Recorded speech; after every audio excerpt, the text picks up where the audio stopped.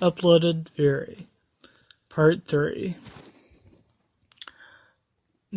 Rassie's Story. Chapter 1, Her Manifest. It was a chill unlike any other chill she had since. Her brother reminded her of her vulnerable position with her mechanical eyeball. He knew her pressure points, and despite her unique resistance to pain, this aspect scared her the most. Don't worry, ma'am. We'll make sure your daughter never has an eye problem again.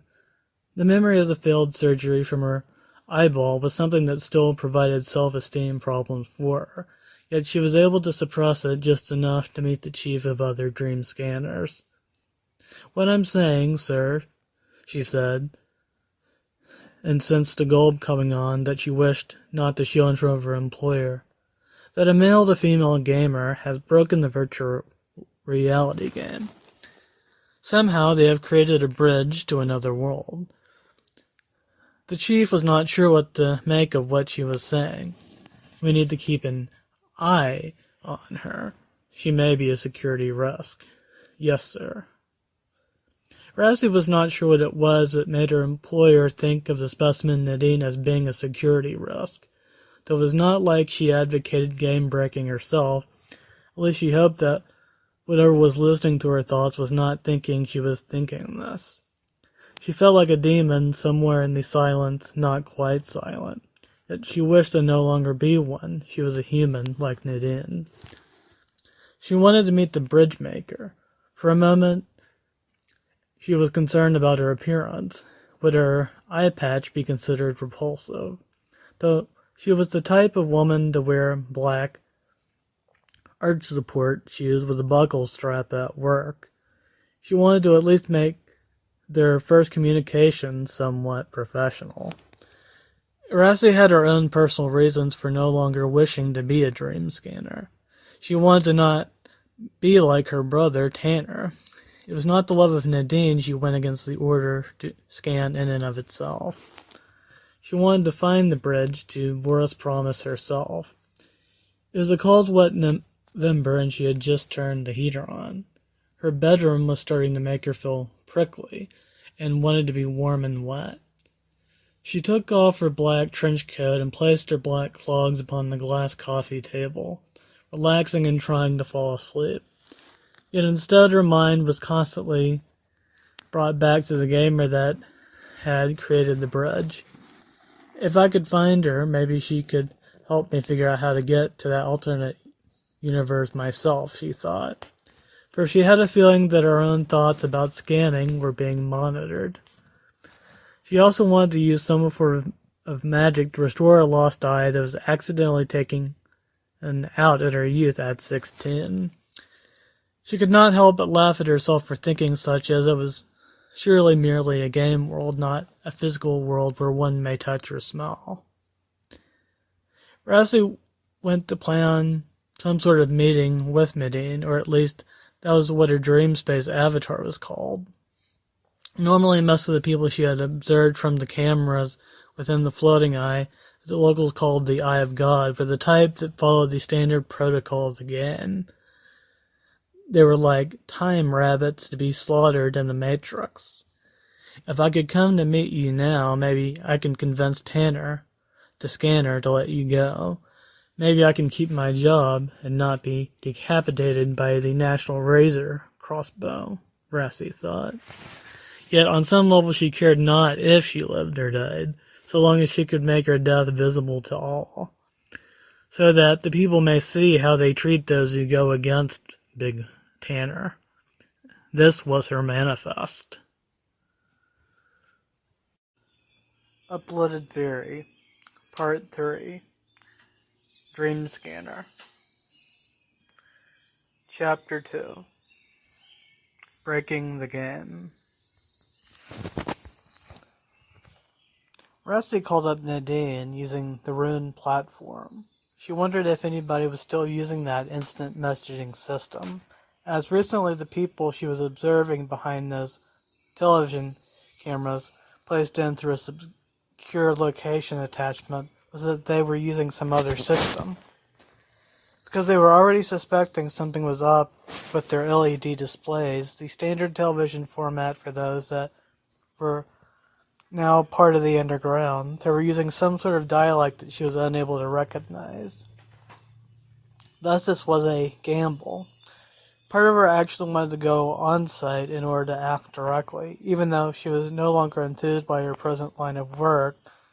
She figured they would probably view her as a traitor. After all, the Sandcrawler riders were an unruly bunch.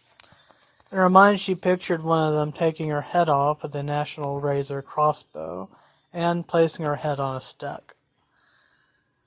She did not want to think about that again. And at a moment's notice, she got the call. "Who is it, and what are you wanting?" Nadine said. "I'm here to speak to Nadine," Rassie said. "Quiet, I don't use that name yet." "Wait, you're Nadine?" "Yes, that needs explanation." They were at the sports bar. Nadine ordered them a beer, though she knew that in this country she was not old enough to drink just yet. She thought it would be unfair to complain since she was buying her dinner. And she asked for information out of the kindness of her heart. "So why did you decide to break the game?" said Rassie, with her black art support clogs with the side buckle strap tucked to her side while she sat at one of the tables by the window glass. "Normally I would have expected you to have saved that fairy girl." "Well, I don't exactly like fairies," said Nadine.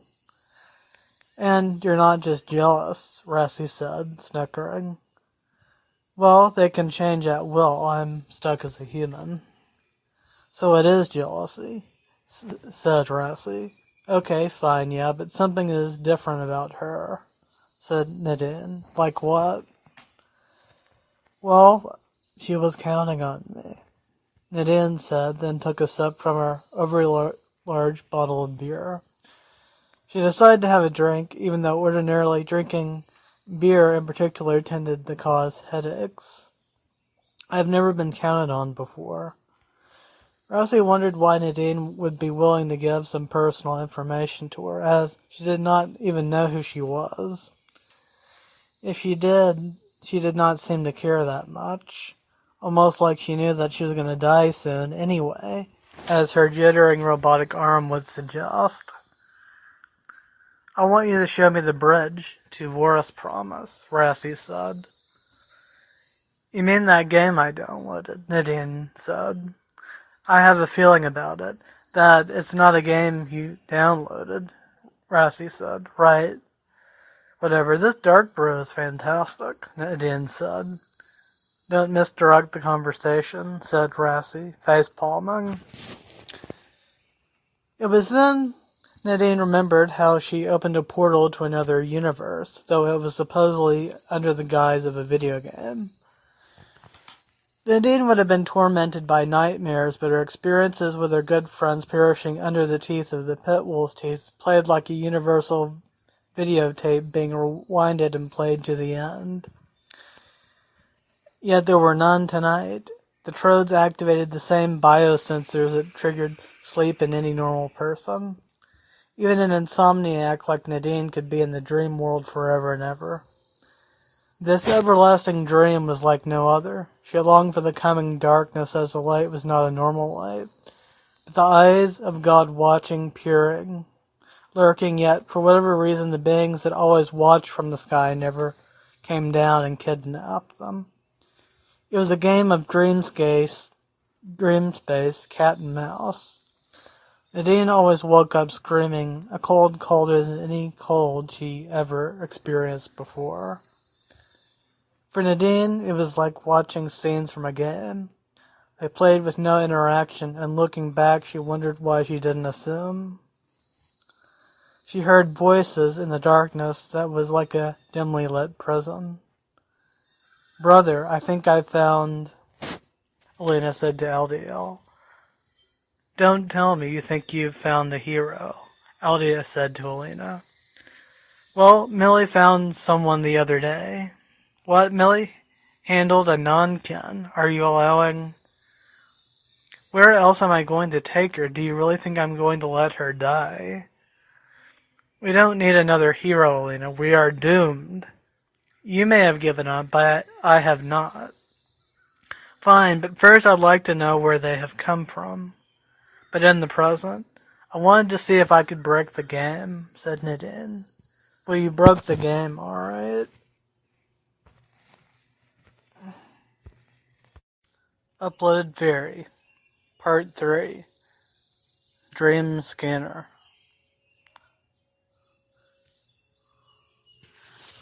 The deepest blood of the heart. Scene 1. Simulation, Medieval Village. Nadine, Malcolm, and Rassie restart the game of War's Promise. Presented was a 3D equivalent to what they used to call roguelike games, but there's a number of differences. In this game, you actually bled. One wrong move and you were dead. One wrong move and you lost your head. Scenery was a wire mesh of fantasy naturalism. The only movement, lucid fluidity. The creatures flitted about like dead butterfly wings. A world of purple matrix snow. The village was reminiscent of some of the fantasy villages found in different trope-specific simulations. Except the straw that made the houses was wire-framed and translucent. Nadine, can you imagine yourself trying to live in one of these? Rassie, I wouldn't even be in this simulation without your Morse transcoder. I played it, no doubt, but only for a while did I last. It manifested very differently. How so, Malcolm? My forests were lushly green and other things you might label to be utopic.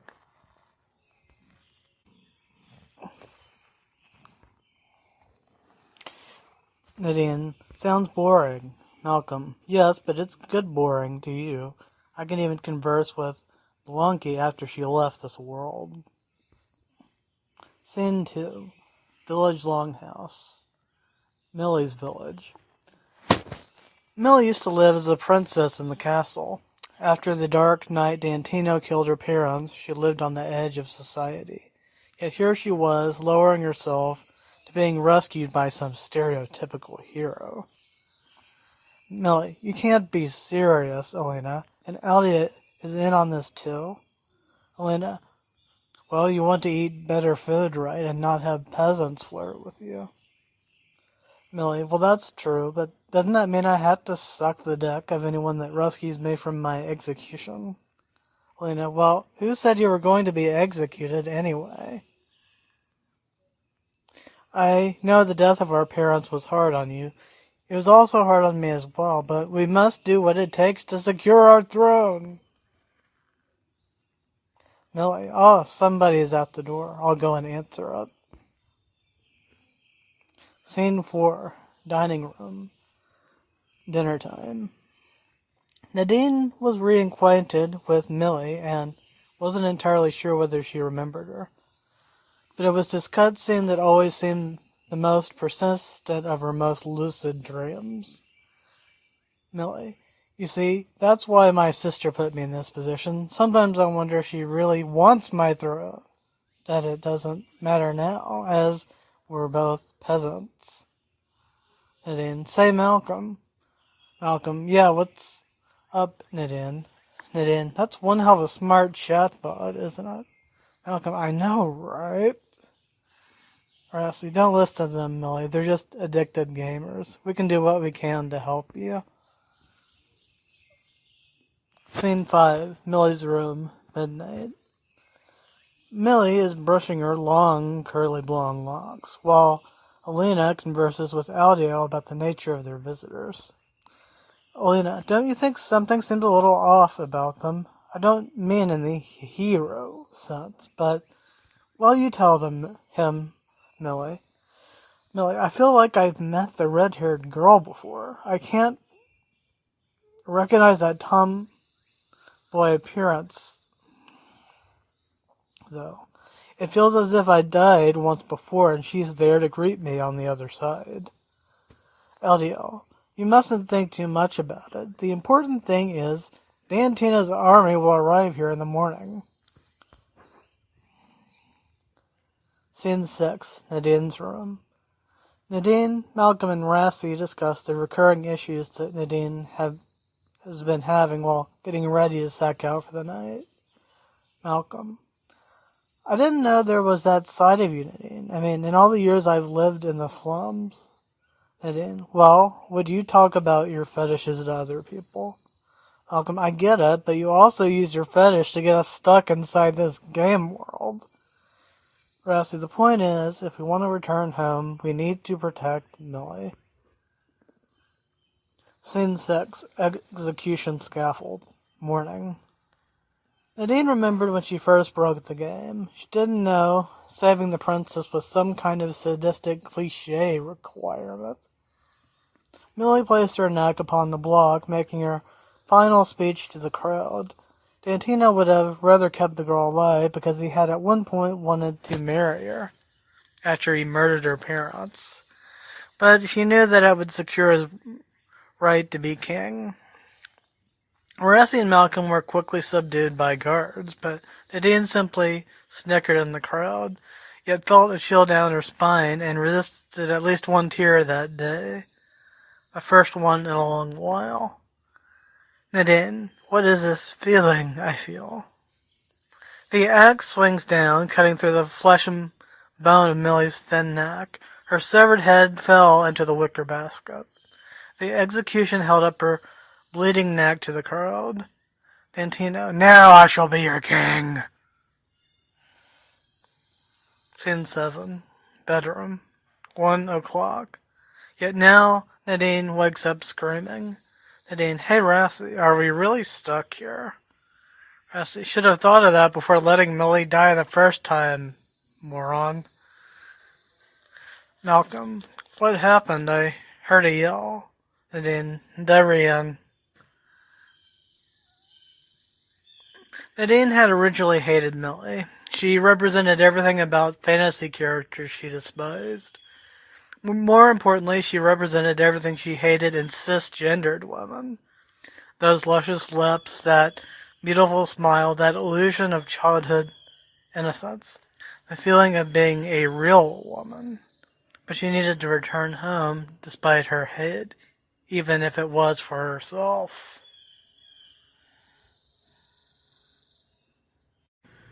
Uploaded Fairy, Part 3, Dream Scanner. Chapter 4, Something Somewhere Lurking. The next morning, that the three troubles were woken up, it was Rassie who was intrigued, yet remained behind quietly.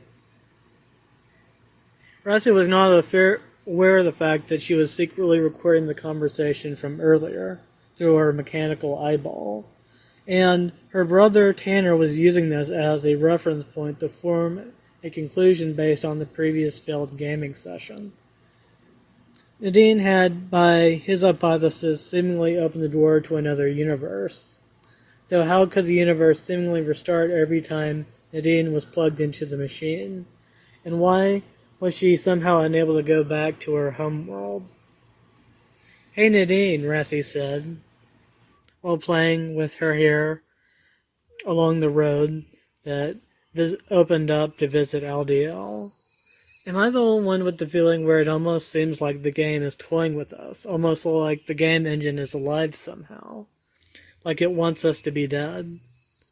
You sure tend to think the worst, Nadine said, half joking. Malcolm cackled in the background. How did they know the game was not designed to be this way? There's a lot of general suspicion to share with the whole group. Let's just try to work together and see what comes of this. When the group had arrived with their cart at the prison, of which LDL was currently staying on treason charges against the Crown, a game world crown, not the dream scanners and secret police that plagued the world of flesh and bone, It was Rassie who, while she observed many versions of this game played over many times before, for example, Malcolm's version when he did not cover his tracks finding tacks to repair the game, this game seemed different. She felt a bit of unease going into the dark cell. The dark ambiance did not make her feel much better about it, especially with the sound of crawling, squeaking rats that were plaguing the prison. Is it a hero? Leave at once. My family is done for. I will be vivisected and my sister's heads will be on spikes by the end of the month. The way the man, despite being in his early 20s, having a look of being in his late 20s, made her feel uncomfortable, as she had never before felt like crying and vomiting at the same time. It was strange how a seemingly hardened dream scanner was less used to this than Nadine, who had already played the game once before. If this was, in fact, really just a game at all.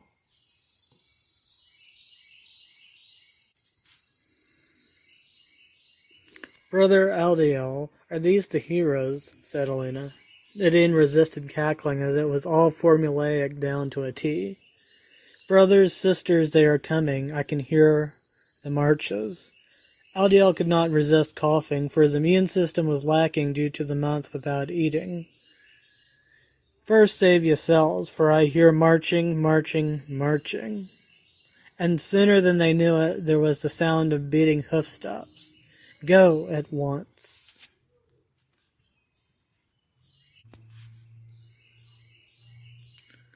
The group boarded up the cart quickly. We can warp in weapons later. Warp weapons? Asked Elena. Sounds evil and magical. So all cheaters are magical. Great, I know. What power? Nadine began to say. Nadine, not now, said Rassie. Hey guys, look ahead of you. I think we're surrounded, said Malcolm. The cart came to a screeching halt. Malcolm remembered when he barely survived being attacked by wild dogs.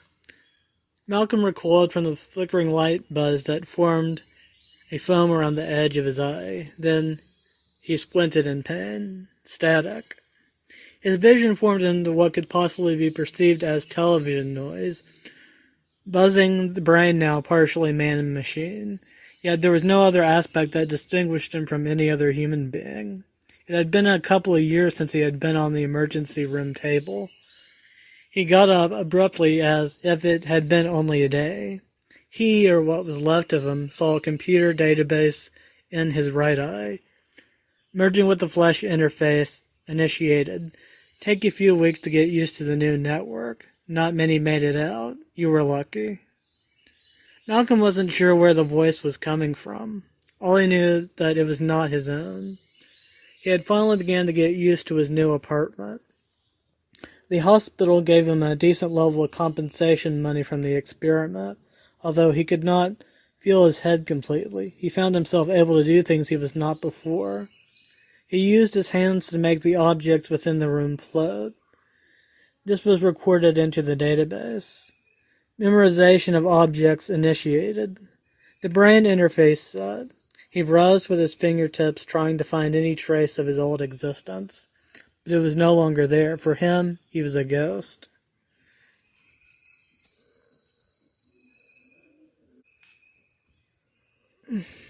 As he slept that night, Malcolm began to have nightmares again. Visions of his own apartment began to fade into what felt like a large, dark tunnel that looked as if it would go on forever.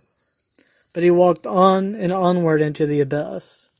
What was the experiment? Why am I having these visions? He felt like he was beginning to develop a headache as he slept. Then he sat on the edge of the bed, knelt down, and wept, for the pain from his head was too great. Tempted to use some sort of pain medication. Instead, the computer told him, don't try to use any pain medication. I can provide a map for a suitable prescription. If only you will wait for about a week. He slammed his fist on the lamp table and shook violently. You think I can wait a week? You're not used to your new brain yet, the database said. Malcolm didn't understand why the new part of his brain was talking to him. He barely remembered anything that came before the surgery. He wondered if he would be able to work. In his current state, this was not possible. Malcolm wanted to get over his headache soon, though he was afraid to take the drugs in the kitchen. Who cares if the left hemisphere simply would not cooperate with the other half? He tried to watch television as the early morning gradually eased into early sunlight.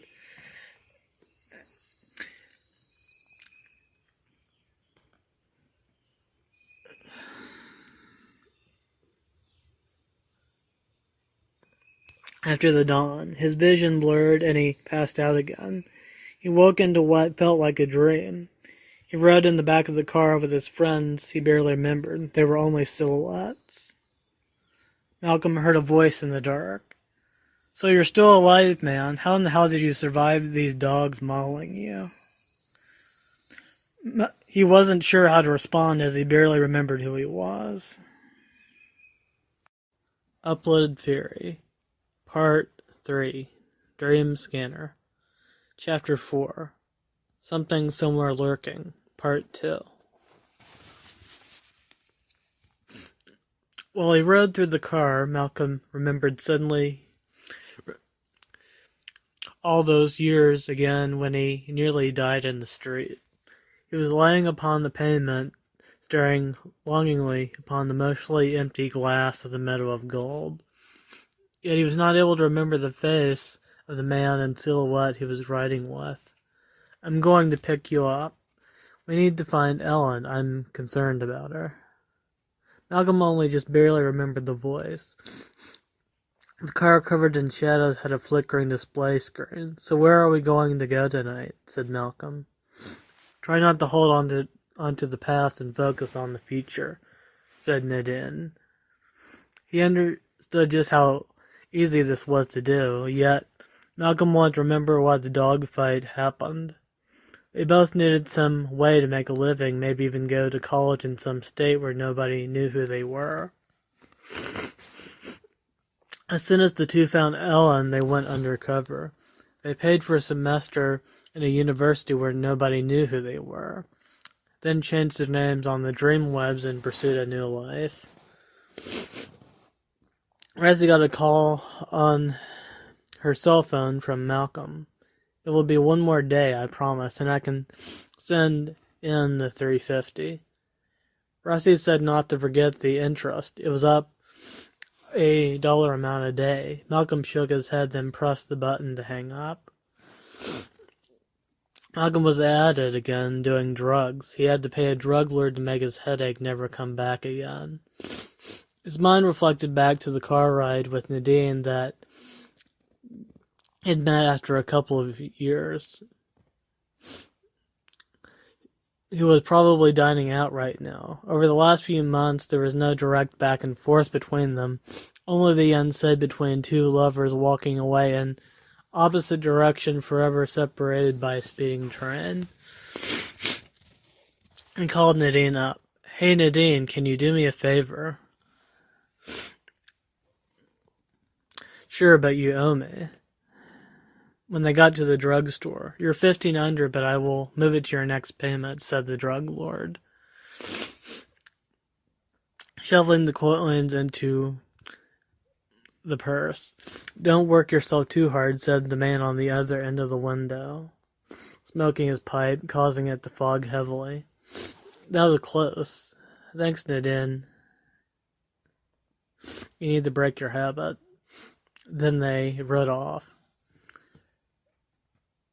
Whatever pain Malcolm experienced then would be nothing like this. He was the only one that hadn't given up, not just yet, on the drugs. Malcolm. When the group was given their cell in the castle, at first they were unaware of what law they had broken, so Millie took it upon herself to ask what they had done. "What, so knight in shining armor, have we done?" said Millie to the knight. "You wandered off into the purple slime," said the knight of the dark night. "So why were we not sent here before?" said Millie. "You were hell hard to find. Your brother is something," said the knight. Millie remembered when her parents were in a similar situation. She and her sister visited them for the for the last time, hoping this was all a misunderstanding, that the dark night had not really taken over the castle. Yet, after her father's remains were sent across the region and her mother's head was on a spike on the castle walls, there was no longer any real doubt. He had begun to become hardened since then, even perhaps coming to terms with the eventual fact that they might be found again themselves, and also similarly executed. It was their poor maid, just their age, that helped them escape, though she was not there when she herself was sent to the headsman's block. She always pictured her wooden shoes trembling forever, walking up the staircase to forever. It gave her nightmares, visions that would never go away, and with this, while she could not accomplish this herself, she wanted the night to be dead, silent. Yet the night there seemed omnipotent, almost as if he had her blessing of the eyes of God themselves, of whatever they may be. "Will our heads be on pikes too?" said Millie. "Your women will. Men, God help you," the knight said. The knight looked closely at Nadine. "You look enough like a woman. I can take a small token of your appreciation for a beheading instead of a quartering." Nadine pictured herself blowing the knight, the thought of which made her want to vomit.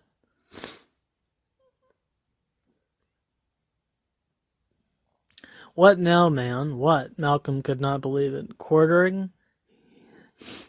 He never even knew this could be done in the game, and how the programmers of the game could only do so much. Because to him, in his mind, he still considered this to be a game. Perhaps, maybe it was this childlike mentality that helped him think clearly about how to get out. The knight exited the hallway, and it was Malcolm that called the group together. "I have a plan," but Nadine had a song of her own playing in her head. Somewhere, something watching, in a room far away, somewhere lurking everywhere, watching for the night. Malcolm and Rassie led the group. "I don't trust Nadine to lead the pack. She'll just mess something up, like allow Millie to get caught." "Oh, I read your subtext, Rassie. Don't think I'm not on to you too." Nadine was still singing, waiting for the night to come haunting the unlit house. It is watching, watching beyond the door. "I would guillotine you if I had one," said Rassie. "And I can warp in one. Watch your tongue." Malcolm warps in a National Razor crossbow and breaks the bars open in the prison cell, but shooting in a circular motion. They rushed out of the prison, and it was Malcolm that continued to shoot the guards' heads off. He cackled as he saw their necks pipe. Blood squirts with blood. Squirt, squirt, squirt. Moving on. Rassie eventually called for a ship. It was a dream scanner ship, for while unknowing it, her cyborg eye surveillance cameras, while a danger sign in the flesh and bone world, was a godsend for this particular circumstance.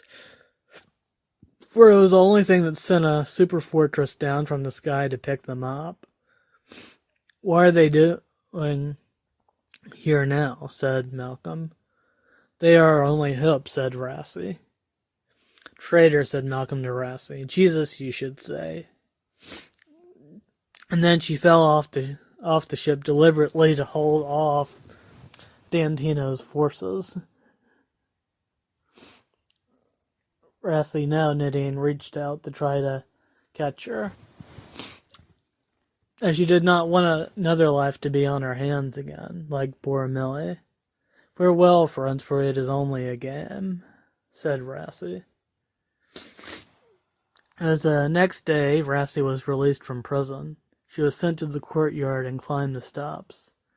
The headsman ripped open her shirt and placed her neck upon the block.